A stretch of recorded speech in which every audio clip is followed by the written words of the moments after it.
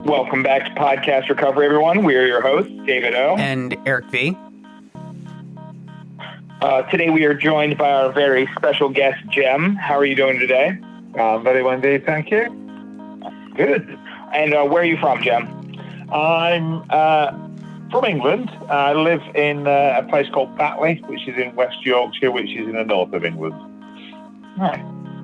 Now, I have a quick question. I personally can't tell the difference in a British accent, but can you tell the regional differences between British accents? I can probably tell deep south from New York, but I would think that's about the limit of my expertise as far as that's concerned. Oh, okay. All right. So, where was I? When were you first introduced to recovery? This year, August the 6th, I will be 17 years in recovery. I am 61 years of age now.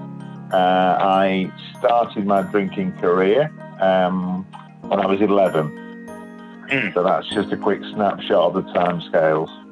So I suppose I've been sober for coming up to a third of my life now. Awesome. And you answered my final question, which is how long have you been sober?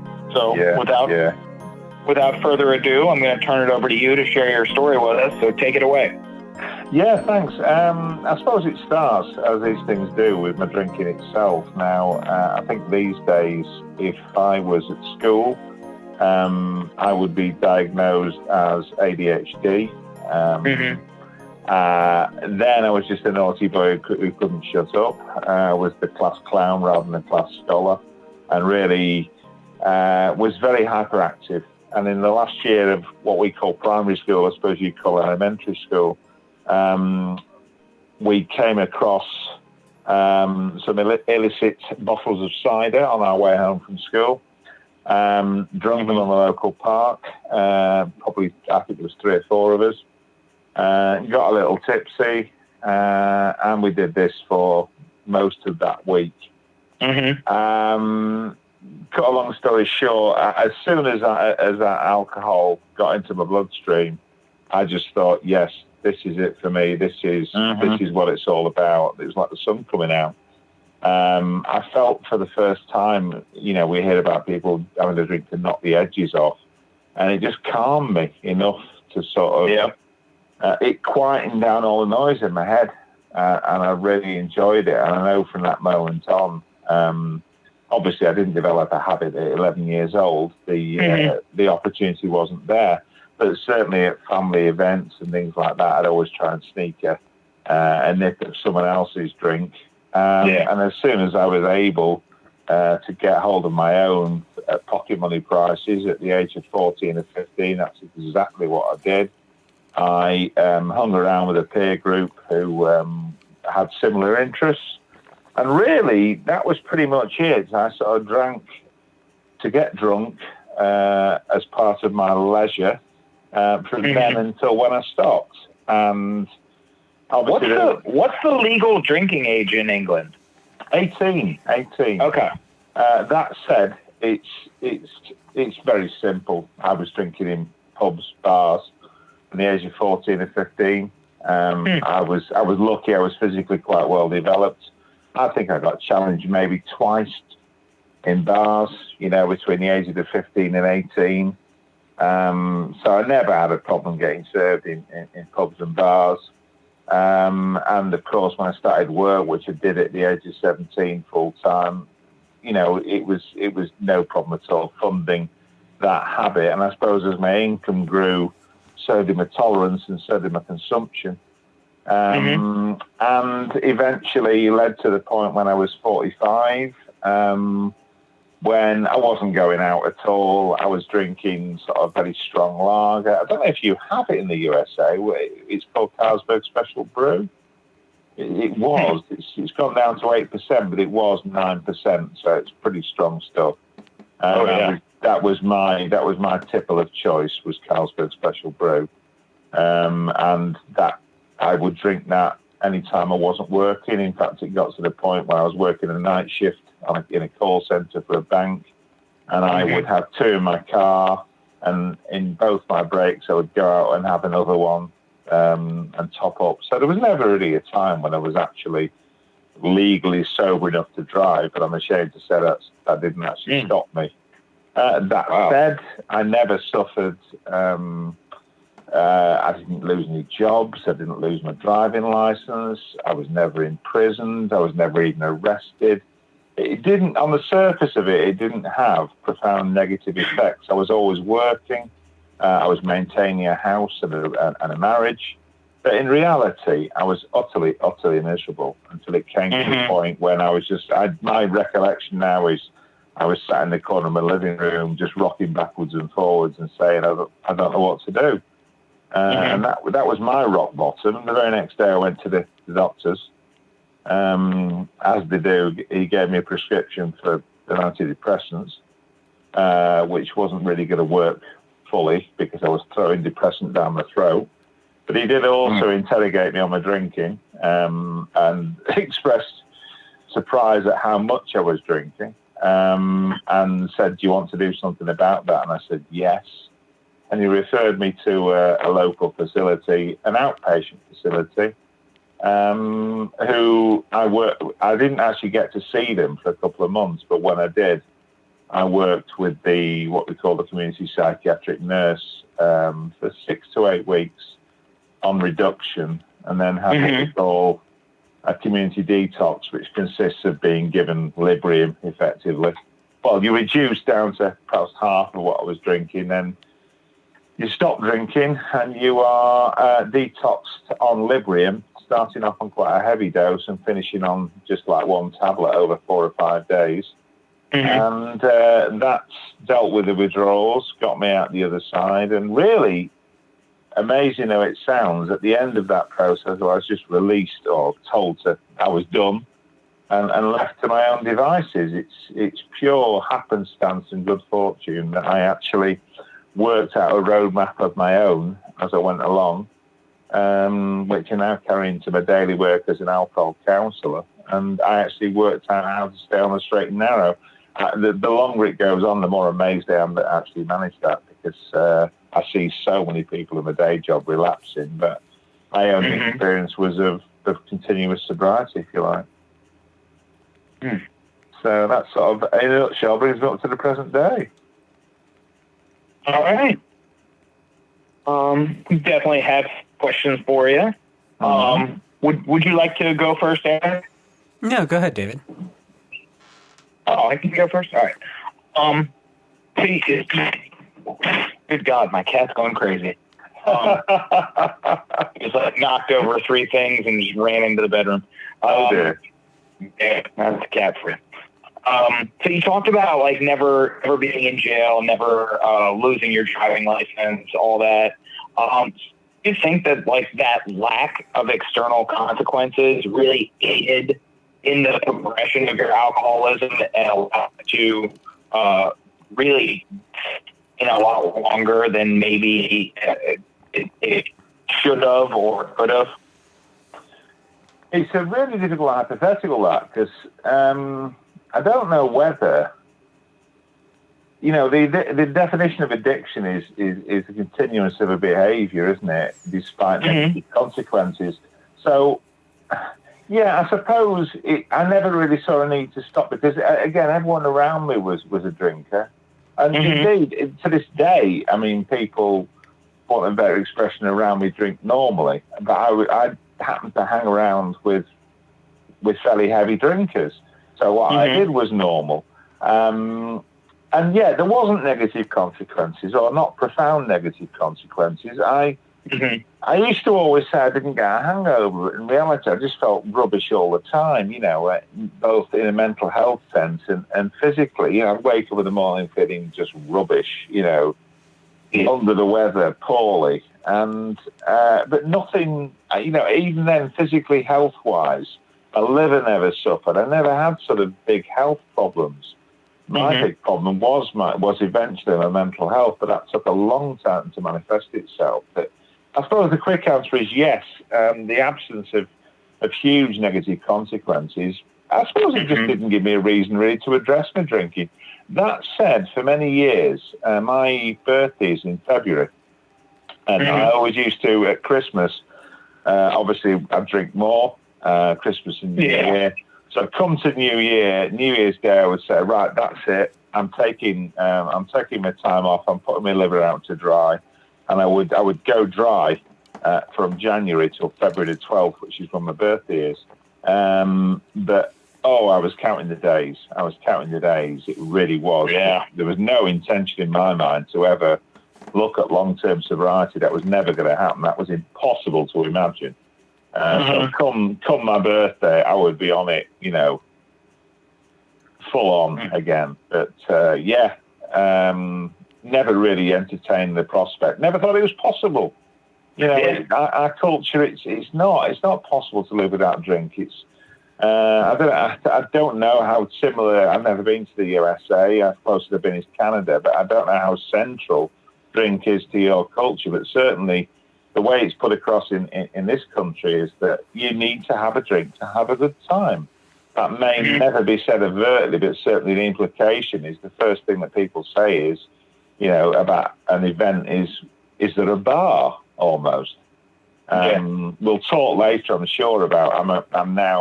I write poetry, and my sort of peer group tend to be other poets.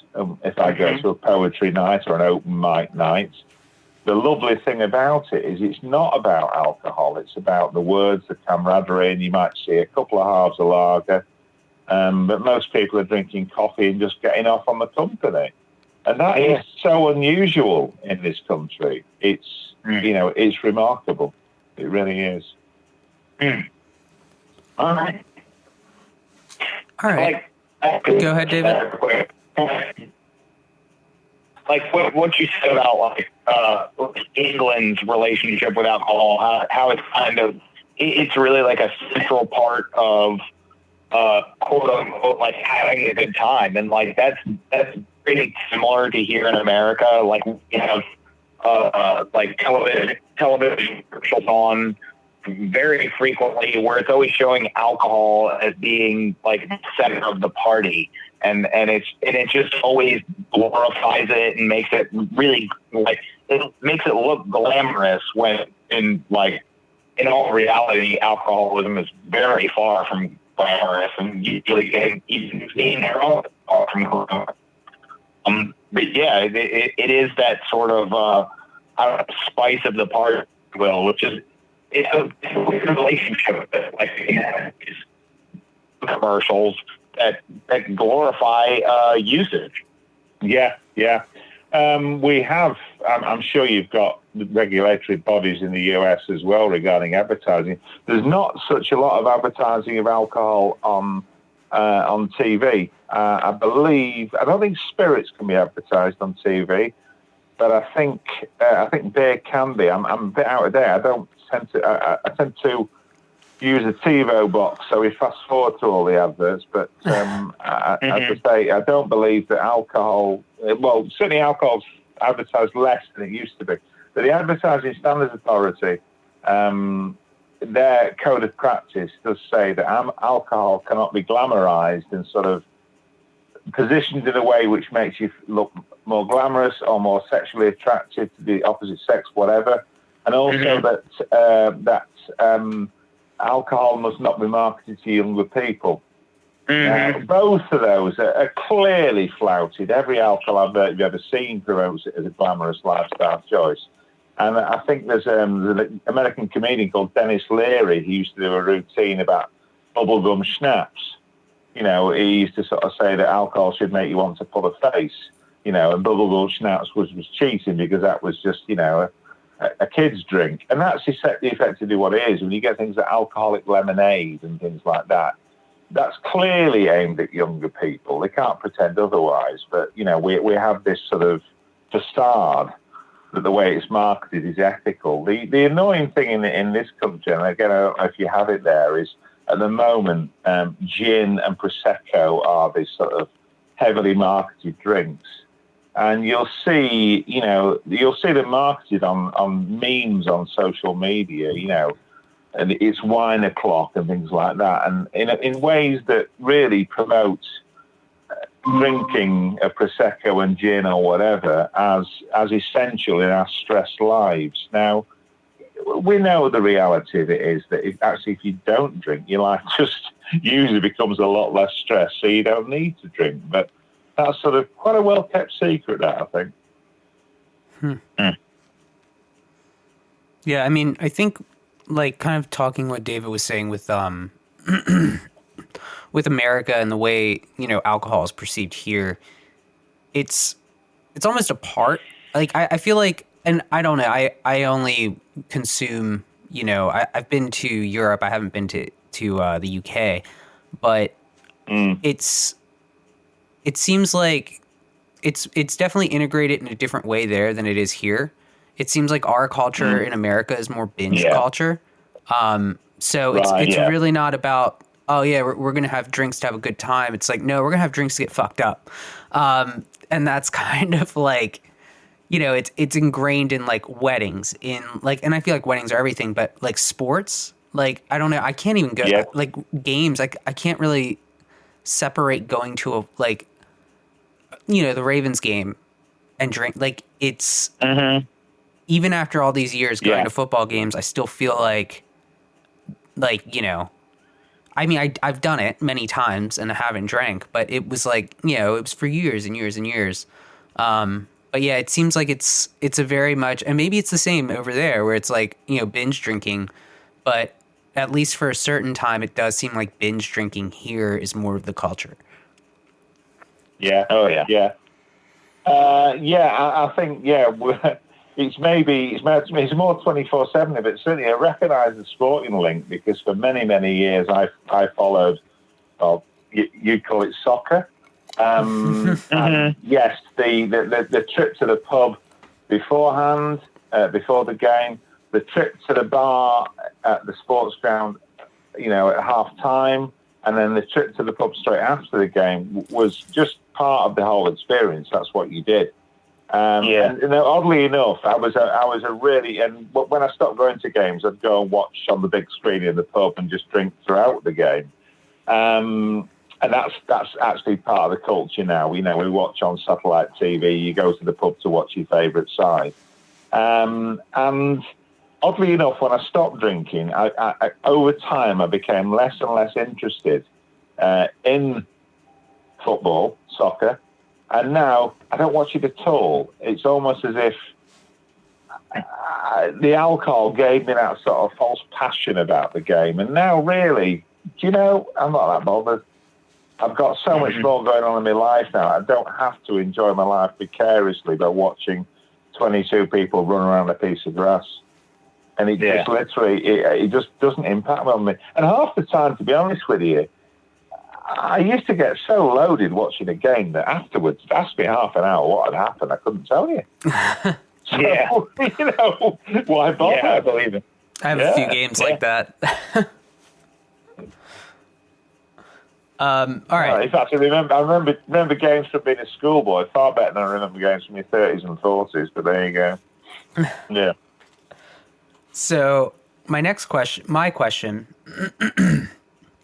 is that you're a counselor and an alcohol therapist, right? So yeah.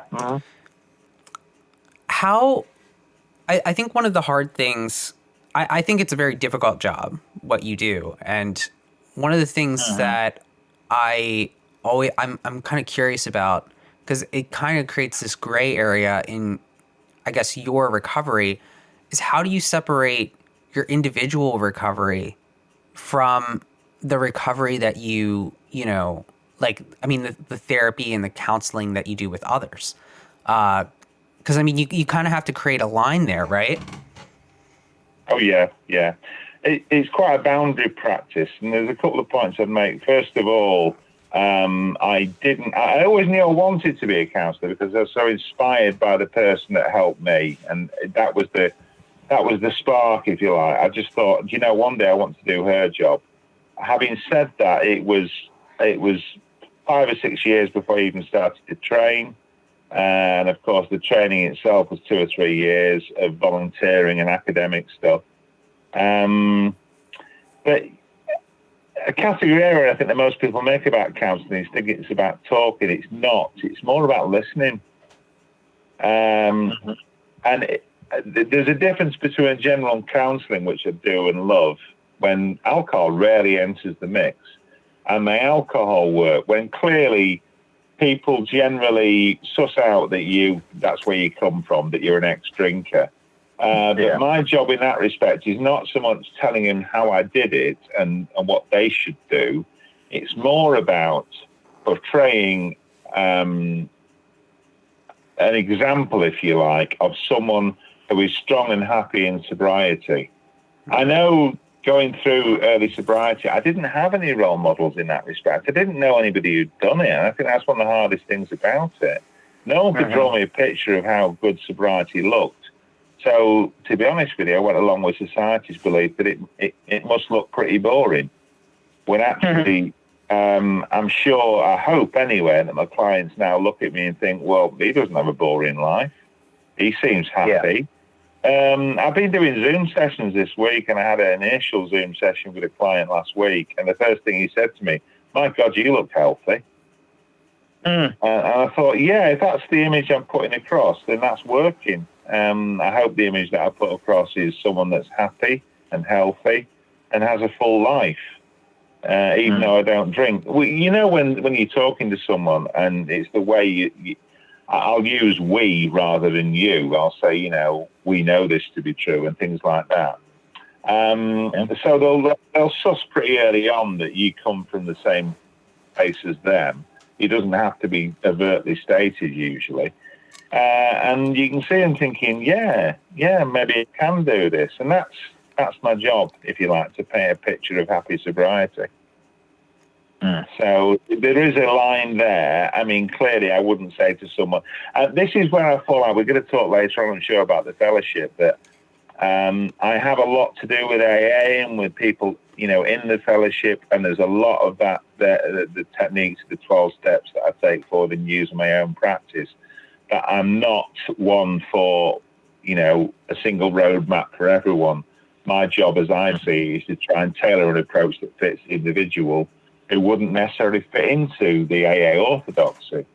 Because that leaves an awful lot of people out of the loop, doesn't it? There are people that get along with AA, there are people that thrive, flourish, and find AA fits them perfectly. There's a lot of people it doesn't work for, and that's the people that I'm trying to get to. So just a follow-up question to what you just said right there, where AA doesn't work for, let's say, you know, someone you're going to meet in the rooms, or someone like a client. How do you go about, if AA isn't their answer, how do you go about finding what their answer is? Again, a lot of it's by listening. And I always think there's two things for me with sobriety. First of all, people make the error that sobriety or even abstinence is about giving up one thing. Well, actually, it's not. It's about giving up lots and lots of small behaviours. You know, it's about addressing each one of those drinking cues and doing something differently for each of those situations. And that takes time. It's not just about put down the drink. That's when recovery starts, as we know. It's then dealing with all those behaviours and that learnt behaviour that made us drink, all those different little occasions. I've lost my thread a bit there, sorry. Yeah, it's, as I say, it's not about one behaviour, it's about lots, and it's not, I used to always think that I would spend the rest of my life missing drink, and actually, when I replaced my drinking with other more enjoyable behaviours, and that took quite a long time, I actually remember thinking at 6 months in, thinking, do you know, actually, I prefer this. I enjoy this life. You know, I'm waking up feeling great. I'm doing other things. My relationships are better.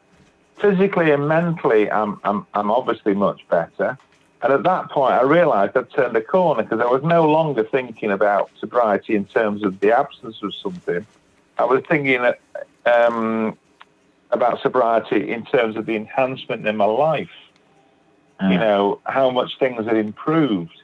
And I think that's the mental shift that everyone's got to make before they settle into this. I don't think if that happens, you can get. If I live my life missing alcohol, that would be bloody torture. To be honest with you, I'd hate it. Yeah. As it is, I only ever think about it in relationship to my job. I certainly don't think about it with any sense of yearning. Not at all. Never. That's awesome. All right. Where do I want to go? All right. So you talked about like early, like during like your detox, and then finding your own roadmap into recovery, and you were pretty vague about it. So was it like fellowship based, or did you like seek your own individual education into recovery? Like, how did that early recovery go, and like where did you take yourself? And to stick with the roadmap analogy, which avenue did you take? First 6 months, I was very conscious that I felt very uncomfortable around alcohol and around drinkers. And I know I would do. My wife at the time, I eventually split up with, she was still drinking quite heavily and quite destructively, I thought. So I even had to take a distance from her. But I didn't leave. I don't think apart from going to work, I don't think I left the house. I left the house once in 6 months to go to a wedding, which I had to go to. Otherwise, I would have upset a lot of people in my family. I went to one wedding. I literally lasted about an hour, made my apologies and left. Other than that, I didn't go out. On 6 months, I thought to myself, well, I really need to sort of going out and about and getting some more support. So I did actually go to half a dozen AA meetings. I thought, well, they're the guys, they've got the expertise, they've got, and there's always meetings. So I went to 6 meetings and then just thought to myself, I don't think that is me. And once a week at a given time wasn't really fitting in for me either. I was working night shift. The only meeting I could get to was lunchtime on a Tuesday when I just finished 2 night shifts and I was knackered. So that wasn't really working for a lot of reasons. So I thought, I need to find something different. So I went online and found online sobriety forums. And again, a lot of these were fellowship-based. But I sort of threw myself in and started sort of contributing and started having conversations with people online until eventually I actually ran a small forum, a little website, which gave support to, I don't know, probably like 20 or 30 people who were on that one. And that carried on for, I think a couple of years, the online stuff. Before I started thinking about perhaps going into, this sort of work. Initially I didn't have a roadmap. I fumbled my way along and was fortunate enough to find the right route. But the right route for me was certainly online resources, online forums and things like that. And it's still something I recommend to a lot of people because there's a lot of shame in addiction. And I think on online recovery forums, you can be who you want to be. You can divulge what you want to divulge. You communicate safely. And they're there 24/7, aren't they? You don't have to go to a church hall at a certain time. You get up in the middle of the night and feel like you're lonely or you're crazy or whatever. You log on, you talk to someone. There's someone always there. And I have friends all around the world now that I've met on forums. Just an example, I need someone at the moment to do me a cover from a collection of poetry I'm putting together. And I contacted a lass in Wisconsin that I know is an artist and in recovery and asked her would she consider doing me an illustration. She's come back and said, absolutely fine, send me some ideas and I'll put something together for you. Now, that is not something I would have been able to do before. So it's a marvellous thing. The internet, as we know, can be a force for good and a force for bad. But certainly for me, it's been very much a force for good in my recovery. Awesome. All right. So let me think how to. So, all right. So you're an artist or, like a poet, writer, artist, and you're talking about how you're going to stand up and you're in the community, and within artist communities, I guess I would call myself a musician and a photographer, and a videographer, but in those communities there is a lot of drug use, and there's a lot of partying, and there's something to be said about disengaging yourself from the physical world to create, and a lot of people do that. Yes.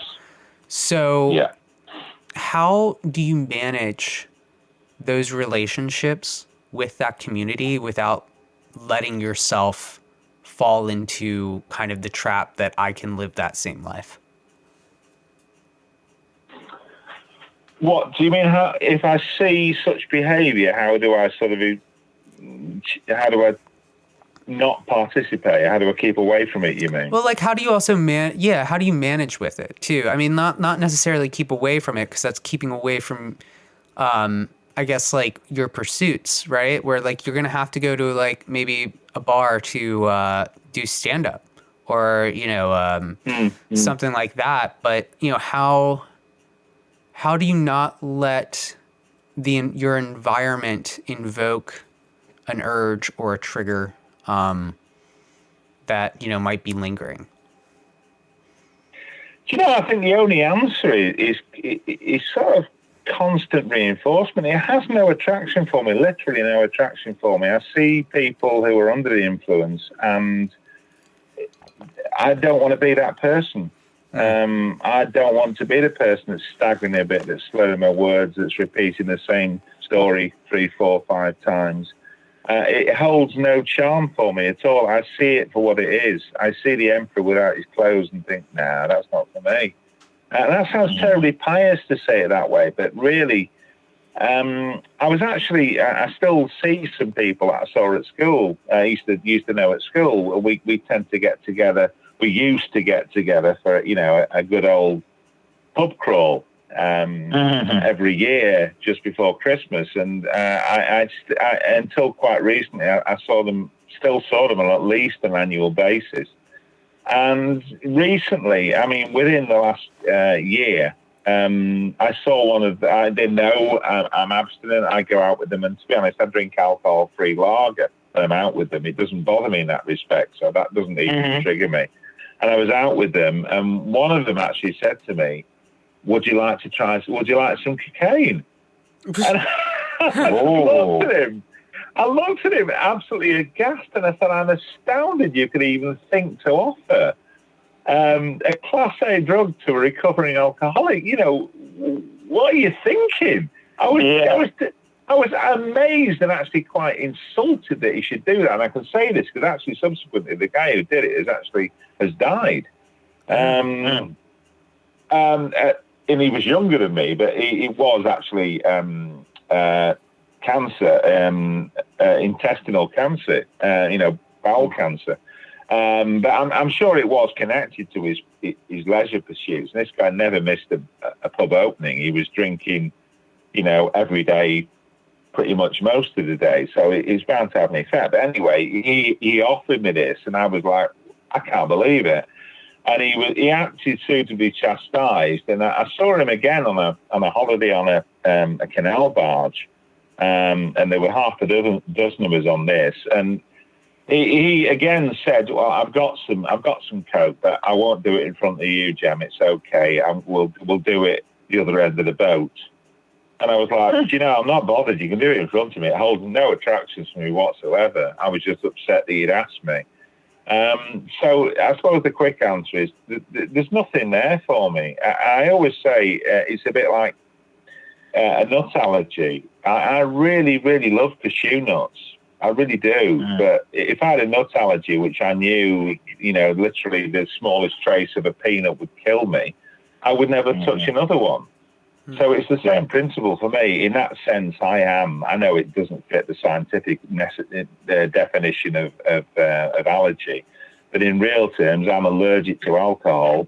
and by definition, other drugs as well, because I've got that sort of mind.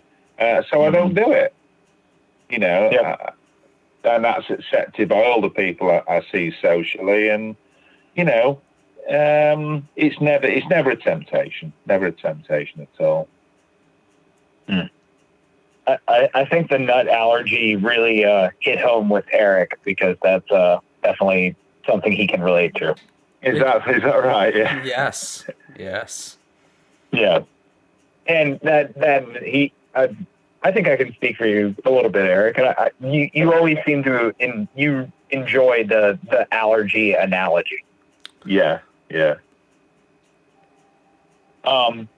quick, just like a fun question, like not really a question, but just like a roundtable thing. Why do they call it a pub crawl? Like that makes it sound so. It makes it sound gross. There's just nothing attractive about that, and it's just very visual of just people just but on their hands and knees, think about it, trying to get that next drink. Well, yeah, because you're going to pub to pub to pub to pub to pub. By the end of the pub, crawl, you're going to be crawling to the next pub. Name like a pub parade. Like it would make it sound more attractive. Like a pub crawl. Like it just in my mind, like a pub crawl just sounds so. It just. Gross. It's just like, oh God, you're crawling down the sidewalk to the next drink. It's just like I think there's two sort of definitions, if you like, to crawl. One is literally crawling on your hands and knees like a toddler. Yeah. I think it's more a crawl is something you used to describe slow progress. Okay. So if you're crawling in traffic, you're going really slowly. And I think the analogy is that as you proceed with this visiting bar after bar after bar, it gets slower and slower. The other thing we have in this country is if we have certain high streets, certain routes which may have a pub every 200 yards or so, and there might be 6 to 10. And the idea is you visit every single one, have a drink in each one, and they tend to be called runs. We have a couple around here called the Westgate Run, the Otley Run. You do have the whatever crawl, but generally it tends to be a run because it's a run of bars and pubs. Okay. That's sort of taken over. But yeah, I mean, these days, I don't know if you know or not, there's literally in this country 1 or 2 pubs closing every single week. I think the number of pubs, there's half the number there was 10 years ago, for example. Really? I think two factors. I think basically because it's an expensive pursuit. It always used to be cheaper drinking in pubs than at home, and now that's reversed. People have more leisure pursuits rather than going out for a drink. People will stay at home with a bottle of wine and Netflix, for example. But also the big factor was that we're not allowed now to smoke in pubs. So that drove a lot of people out because you have to smoke outside in a designated shelter. And of course, a lot of people find that, again, to quote Dennis Leary, those two things go together, don't they? Beer and a cigarette. So it drove a lot of people to drinking at home. It's a lot cheaper. And, as I say, you get to choose your own TV and your own company at home. So pubs themselves are closing at quite a significant rate at the moment here. Wow. Did not know that.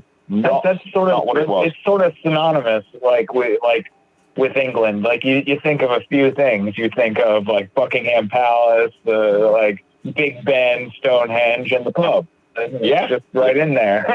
Yeah, it's absolutely part of my growing up. I used to love pubs, but nowadays they're full of the sort of people you don't really want to spend time with. So unless it's what we call a gastro pub, that's to say a pub which does good food, and there are a few bunch of those, I will not usually bother. And it's and as I say, it's not out of a sense of feeling endangered. They're just not the sort of places I choose to hang out in. Simple as that, really. Absolutely. All right, now to a real question. Like you talked about, you touched on it a little bit in your counseling. Talking about that we aspect, like with your patients and your counseling sessions. So how does that we level and really like putting yourself in the same boat with whoever you're talking to, whoever you're counseling. How does that help you bridge some of the gaps during your counseling to really have that connection? I'd even expand it. I mean, people recognise that I have myself struggled with addiction, and some people will say, "Oh, of course you get it, you understand." And I always say, like, I understand my situation. I understand I've had a problem, so I understand what I did about it, but that's not the same as understanding what you can do. And I'll try and sort of find common ground in other respects as well. For example, if I'm in someone's home and they have a picture of a dog on the mantelpiece that's clearly no longer with us, I'll say, "Was that your dog?" And they'll say, "Oh yeah, that was so-and-so. He was a lovely animal. He was, he's my constant companion." And then we can sit and talk about dogs for a while because I'm a big dog fan. It's about finding that common ground, if you like, as much as anything else, not just around addiction, but around life itself. And again, if someone will say, "Oh, of course you get it because you've had a problem yourself," I'll say, "Well, yeah, I was drinking for a long while, but I've done a lot of training for this role as well. It's not just about the fact that I was a drinker.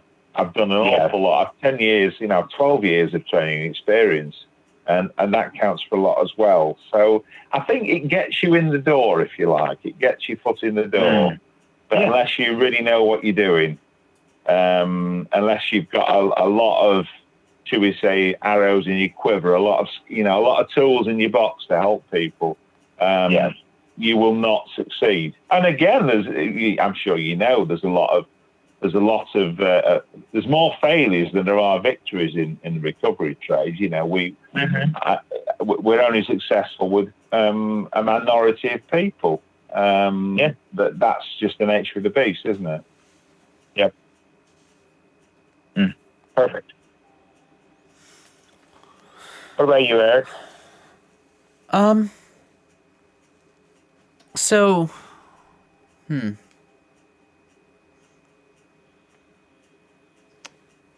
So I guess, what, David? We've made him speechless.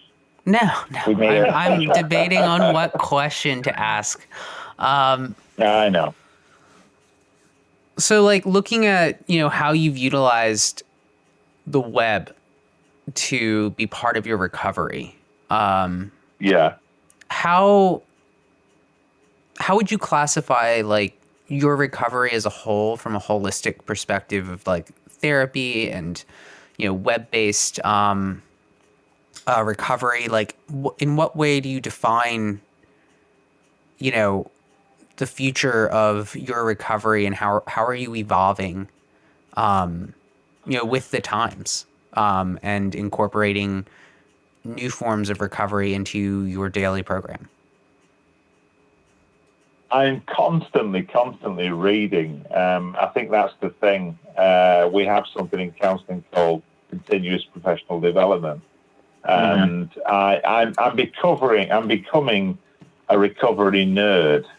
I'm becoming, I read constantly of different approaches. I mean, the two books on my nightstand at the moment are The Hungry Ghost book by Gabor Mate. And I've got one called The Naked Mind. I can't remember the lady's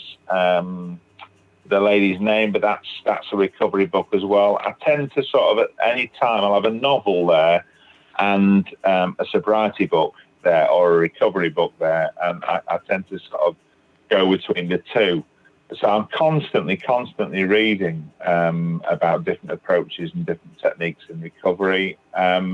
And I actually wrote an article for a blog the other day about the 12 steps. As I say, I'm not with the fellowship, but I do know the 12 steps, and I do recognise the utility of them. And there's some that I really pick out and say, yeah, that is absolutely right. And one of those is obviously the 12 step is, carrying the message to the still suffering alcoholic. That is something I do every day of my life. So it'd be foolish of me to sort of negate the steps when that is probably, of them all, that's the one that helps me the most. is doing that work, is helping people. You know, you've got to keep what you've got to give it away. And I used to rail against these little cliches that are used in the fellowship, and now I see them for what they are, and that's an extraordinarily good reason, an extraordinarily good way of reminding us how good recovery is, and the value of it and the utility of it. I no longer, as I say, I used to sort of disrespect the 12 steps. I don't do that anymore. I absolutely fully recognize how useful they are. And again, I used to laugh at people, not laugh, but, you know, I used to scoff at the notion of a spiritual recovery. To me, you know, it was, you drank too much, you put the drink down, you stopped. It was as simplistic as that. But I now recognize that, yes, spirituality to me, I'm a practicing Christian, but spirituality to me initially was just recognizing that something was out there that was more important than me. And to an alcoholic or to an addict, that's pretty big, isn't it, really? To realize that something's actually bigger and more important than you are is pretty revolutionary. So, you know, again, I've seen the value of that. And I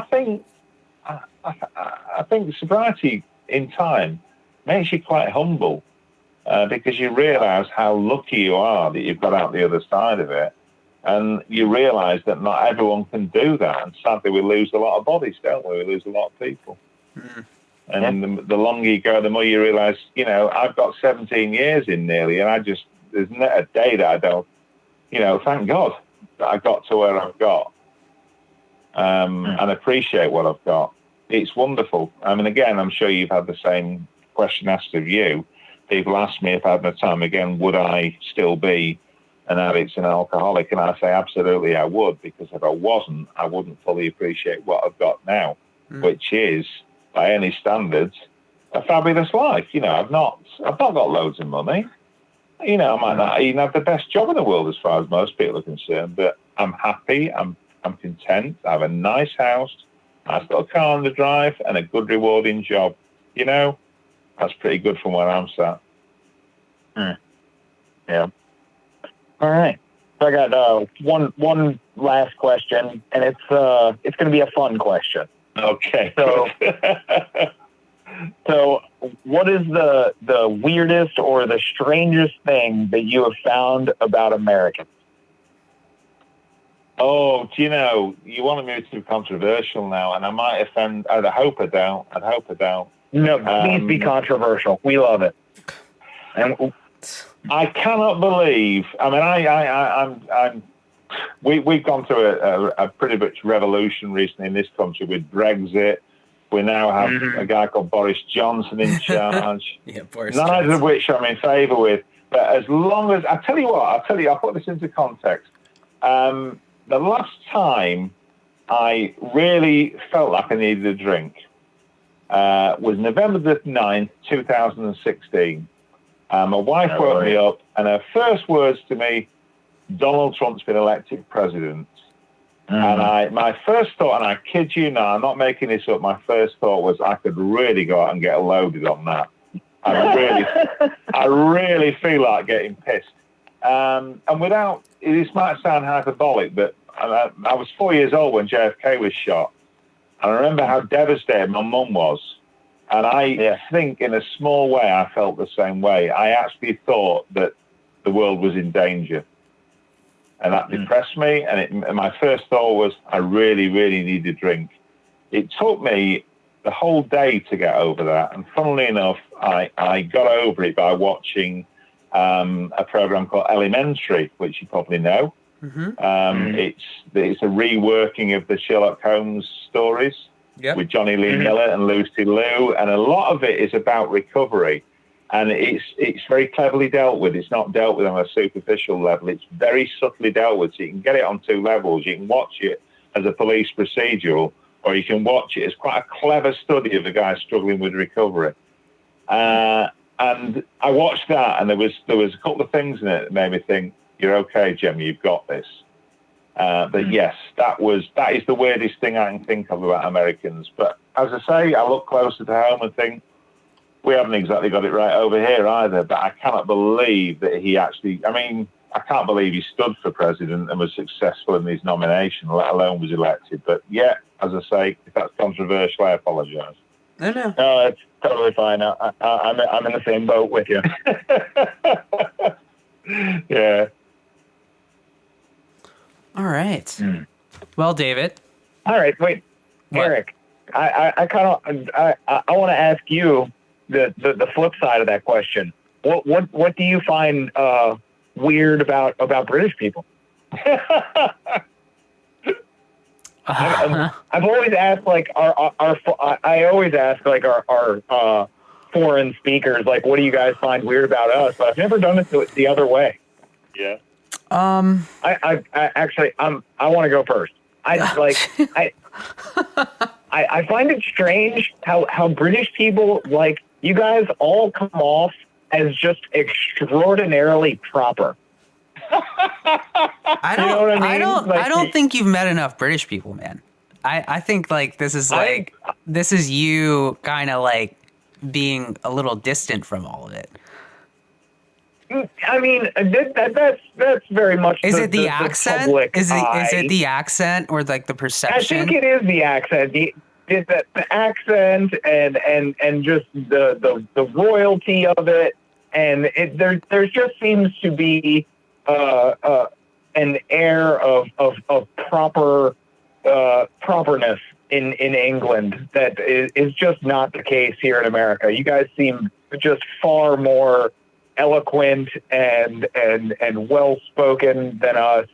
And I don't get me wrong, I've met quite a few Cockney English people, but as a whole, I just see you guys as extraordinarily like prim and proper and upright, and it's just like, yeah, way to go, England. We're very careful who we let out of the country to represent ourselves. That's what it is. Yeah, that's true. You don't see the worst of us. What about you, Eric? What do you find strange? I haven't honestly given it that much thought. All I can say about the UK is I love the television that comes out of it. Huge fan of Doctor Who, Mighty Boosh. What am I watching? Am I watching anything? I'm watching Toast of London right now. Yeah. Oh, and you guys created the finest comedy team in history. Monty Python is just the top. Yeah, I go along with that. But there's no competition. I'm a massive admirer of a lot of American comedy. I mean, Seinfeld, for example, I could watch all day. You've got a lot of quality TV these days. You really have. I'm not just saying that. Honestly, from this perspective, some of your TV shows, and again, I think on both sides of the Atlantic, there's a lot of dross, isn't there? We only see the best of each other's products. Yeah. That's all we're good at nowadays. We can't make cars or steel anymore, so we can make television shows. That's all we do. Not wrong with that, mate. Not wrong with that. All right. I'm sorry, I interrupted you, Eric. What do you find strange? I don't really. Nothing? I'm not. Yeah. I mean, I think Boris Johnson's pretty strange. On the flip side of what Jem's talking about. I was watching something where he actually messes up his hair intentionally before he goes out, and I thought that was brilliant. Absolutely true. Like, I was like, oh my god, that's so that's so clever. Like, you're intentionally making yourself look like a mess to kind of disarm people. It's a brilliant like marketing strategy. I mean, it's kind of like the counter to Trump, where like he's using like these really like, and I hate to say like intelligent, but they're good PR and like communication type, like external communication tactics, and Boris Johnson does that, and it's fascinating. I mean, it's not just his hair. Yeah, go ahead. Eric, it's his whole shtick. Yeah, this bumbling thing comes across. He's actually incredibly calculating. Mm-hmm. Yeah. No, I've watched a few shows about it and read like a few articles, and I'm like, wow, like this is like, it's kind of like Nixon. One of the big things with Nixon when he faced off against Kennedy, like that was one of the first elections that was televised.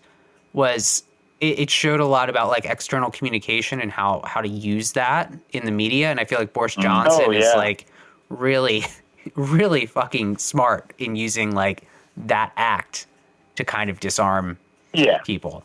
I think that's kind of strange. But I mean, as far as like, I mean, I think the music's great. I think like the television content's great. So, I mean, only praise from my end, David. I don't focus on the... Where would we be? Huh? Oh, no, we all have little quirks about us. Like the Canadians are very quirky people. We're very quirky people. So are the English. So are the French. So are the Italians. We're all weird. And I just like to have a little fun with it, you know? I agree with you 100%, Eric. Where would we be without the Beatles and Pink Floyd and Led Zeppelin and all those amazing. We've talked about this. Come off that beautiful island. You and I have had in-depth conversations about the influence of that era, and I strongly, I think the Beatles. You can make the case the Beatles are definitely the most influential band, but I think there's a strong case for the Velvet Underground to at least be two. And a lot of people disagree with me on that, but I think the Velvet Underground, without them, you are missing a lot of music. To me, I'm Detroit. I'm all about Detroit. Yeah, I'm all about Motown, Berry Gordy. Yeah, absolutely. All right. First love. Yeah, absolutely. And I would be remiss if I didn't throw Black Sabbath out into the airwaves. Well, you and I have talked about this. Birmingham. You and I have talked about Black Sabbath, and like, yes, they're super influential to that genre, and its subgenres. But I think like we won't get into a whole music. I just had to give them airtime. We won't. Well, I mean, we could get into it. I mean, Velvet Underground. If you look at the Velvet Underground, they influence new wave, they influence grunge, they influence indie, they influence shoegazer. I mean, their influence is so deep. But yeah. Well, I digress. Okay, so I'll close with one thing, Eric, and I must implore you. I must do a poem at the end if I'm doing nothing else. But I will tell you now, the best way to get into an argument. And I've done this myself with a Beatles fan, is to say that as far as I'm concerned, Rapper's Delight by the Sugar Hill Gang is more influential on music than the entirety of the Beatles' back catalogue. And put your crash arm on and walk away, because that will just set them off. There's an element of truth there. There's a lot of rap and hip hop in a lot of popular music these days, but they do not. God bless you, sir. That is a very well put point. Yeah, I mean, I like to be a controversialist, but there you go. That's it. Oh, it definitely. I could sense the temperature go up about 8 degrees when you said that. I mean, but we'll move on. Move on. Yeah, there is something to say about the Sugar Hill Gang. I'll have to look into that a little bit. But okay, we'll go to the next part. David, go ahead. It's that time to go to the Twitter, ladies and gentlemen, for your questions from the airwaves and the internet. So this week, the Twitter question is from activist,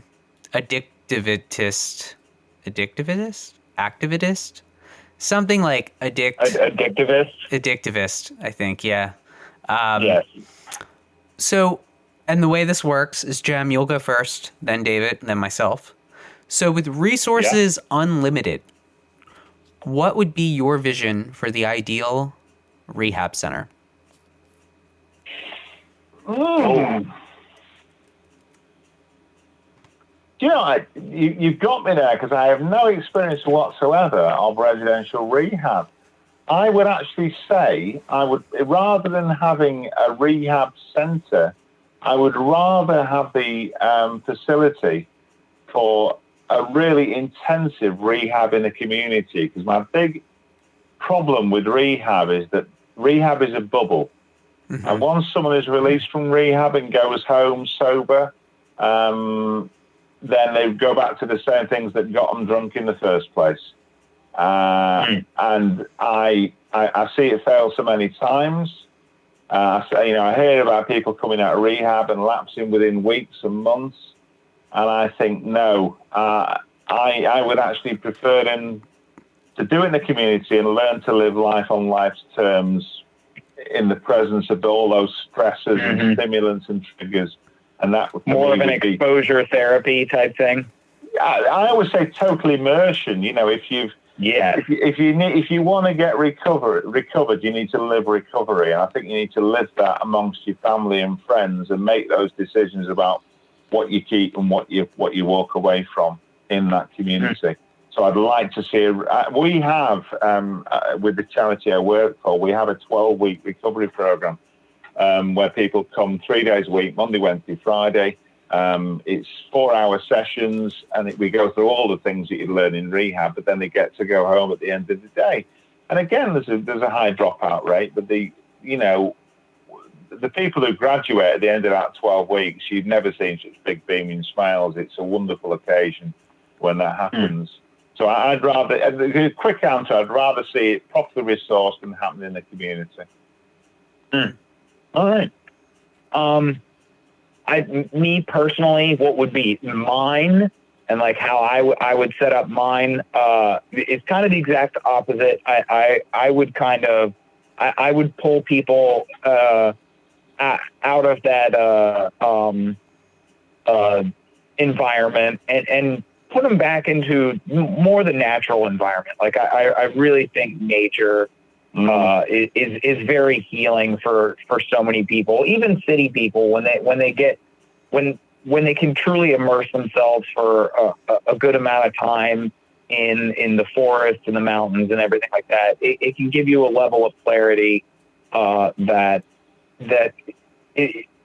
it's only attainable away from all those distractions. So like I feel a little bit of time away from those distractions.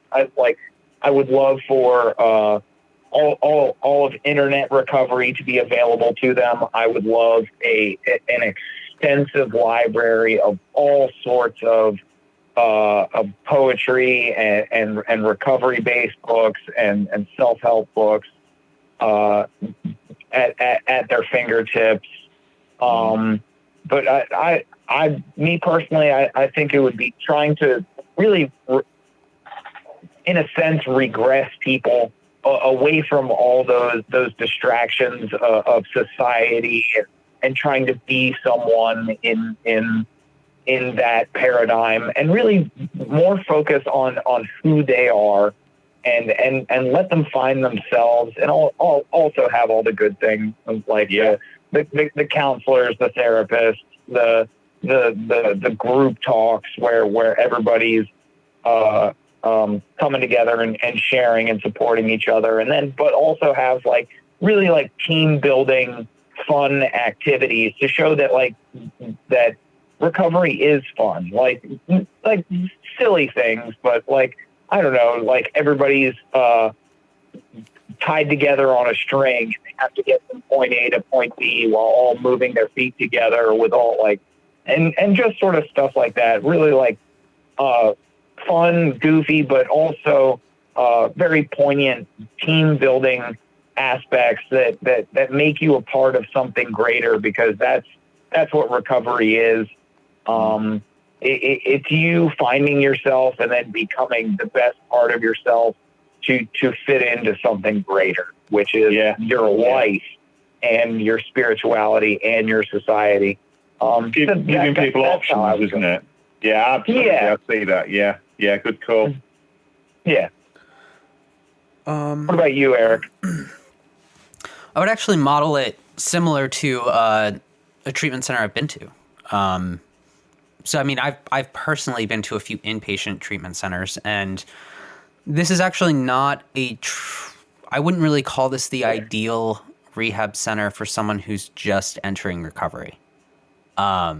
This would be more of a focus around, all right, you have a few months, and you need to start attacking the core issues. Because one of the issues I feel like with a lot of the treatment centers I've been to is the population is too high and there isn't enough individual one-on-one treatment. it's kind of similar to like schools. Like you have too high of class of students to teacher. The student to teacher ratio is shit. And I feel like that's very similar to a lot of treatment centers where the therapist to patient ratio is kind of shit.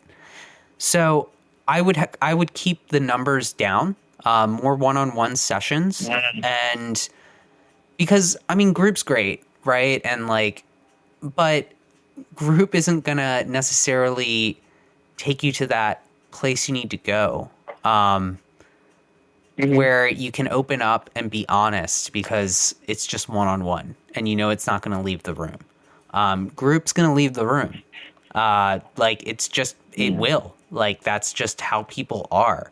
You know, you might enter a meeting and you think like what you're going to share is going to stay in there, but it might not.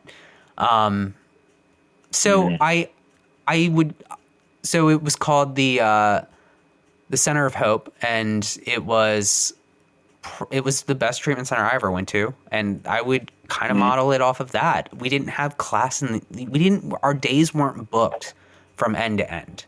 A lot of treatment centers, your days are like you wake up and you're doing stuff literally the whole day.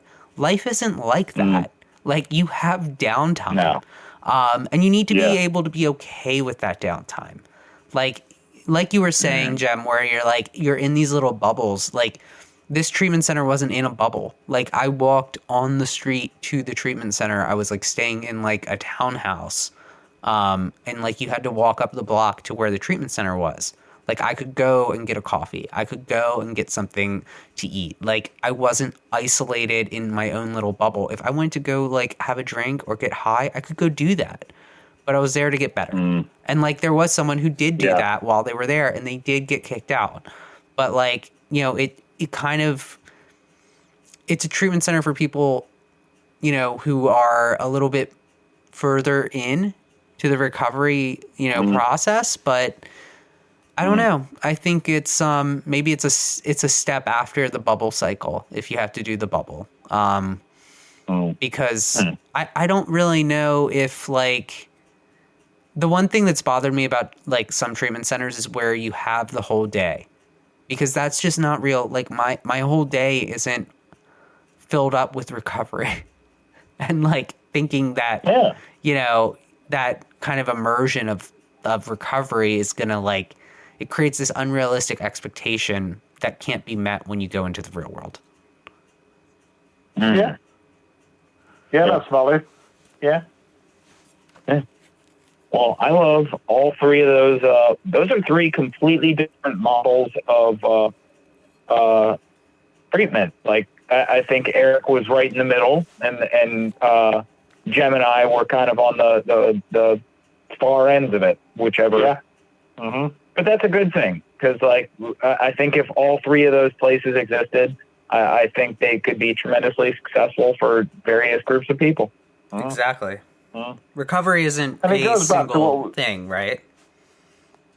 Exactly. Yeah. If there was if there was a single model of treatment center, I think it would be very exclusive in a sense that it would not be very widely successful. And what were you saying, Jem? To me, I was going to say, to me, it goes back to the AA thing. And as I say, there's no way at all I will talk AA down, but it does suit a certain sort of person that wants that very clearly defined roadmap. And not everyone does. I'm one of the people that doesn't. And by the same token, some people in the rehab want that structure because they've never had that structure. But I often say to people, you know, people say, you know, oh, so-and-so didn't do anything for me. And I say, well, recovery isn't something that's done to you. Recovery is something you play an active part in. And it has to be a process that suits you. And, you know, it's horses for courses, isn't it? Different techniques suit different people, as we just demonstrated. Yeah. That was a very good demonstration. All right.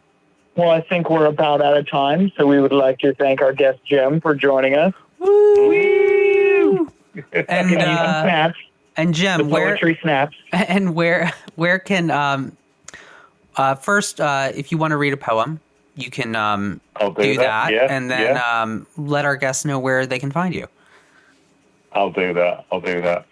Okay, the poem I've decided to do, it's called A Letter to My Future Self. And I did an autobiographical set for my local group. And this covers the part of my life which I haven't lived.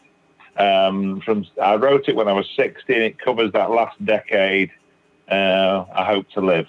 It's a letter to my future self. In biblical terms, 70 is our allotted span. 6 decades gone already. I've just one more to plan. I often write to-do lists, but this time perhaps I won't. Risking negativity, I think I'll write a list of don'ts. Don't do things for your legacy. Do them because they're right.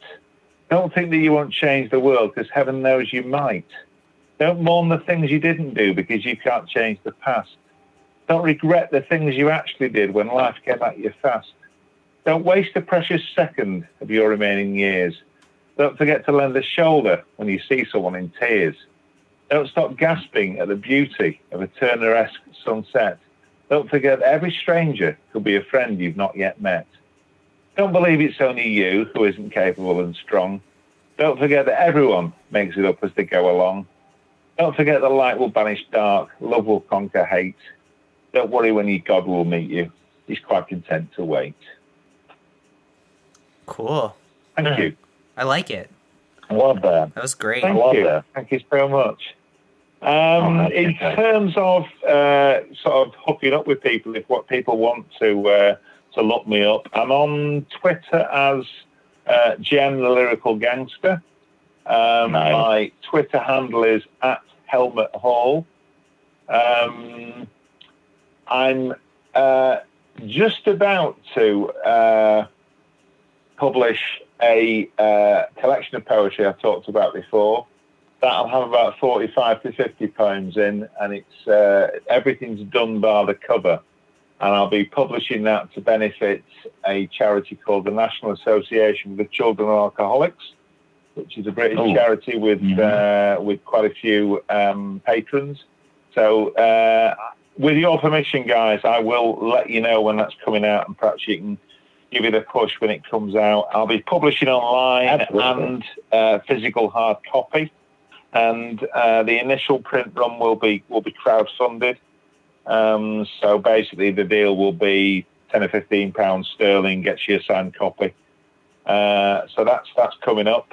If you look on YouTube under the name Jem Stewart, which is Stewart Stuart, you should find a couple of examples of me doing a bit of stand-up comedy. So if that floats your boat, have a look. There's one particularly at the place called The Wardrobe in Leeds, which was my first big gig in front of about 400 people. It'd be interesting to know how it travels across the Atlantic, because it's basically, it sounds very dull, but it's about spelling and grammar, which is perhaps a preoccupation of us Brits. I don't know. So yeah, by all means, have a look for those sets. All right. Awesome. Sounds great. I have one last quick question. Go on. Who's your favorite poet? My favourite poet is a guy, I don't know if you've heard of him. He's the guy that really, I met him and he brought me into this daft world of poetry. A guy called John Cooper Clarke. Okay. Well worth a Google. He's from my part of the world, in the sense I'm originally from Manchester in England, and he's from Salford, which is the town next door, if you like, or the city next door. But he was very much the prototype of performance poetry for me. He used to support punk bands like the Sex Pistols and the Buzzcocks and people like that, and he used to regularly get bottled off the stage. And he's a fascinating. Funny, you talk about Velvet Underground. He lived for quite a while in Manchester with Nico. Oh, cool. They shared. Should we say similar chemical hobbies at the time? He's a recovered addict, and of course Nico had a long-standing addiction. But yes, they weren't boyfriend-girlfriend. Apparently, they were flatmates. So that's your connection with John Cooper Clarke. So there you go. All right. Mine's Walt Whitman, if we're curious. Yeah, I know a few of his, yeah. I love Whitman. All right. Well, we're about out of time, so again, thank you. Thank you. Absolutely. It's been absolutely fascinating to talk to you both. Thanks so much for having me. Absolutely. So here at Podcast Recovery, we are aiming to expand the scope of support for recovering addicts. Accessibility and convenience of helpful services is paramount to combating addiction. We work to bring the message of recovery to every addict, wherever and whenever it is needed. We believe that a powerful voice of recovery should be obtainable, practical, and at the touch of a button. Every addict deserves to hear a message of hope, and Podcast Recovery is here to provide it. All right, everybody, thanks for joining us. Make sure you check us out on Facebook, Twitter, Instagram, YouTube for more information about all your lovely hosts. Eric, Allie, Carly, and I. Go to podcastrecovery.com. But most importantly, everybody out there, stay safe and stay clean.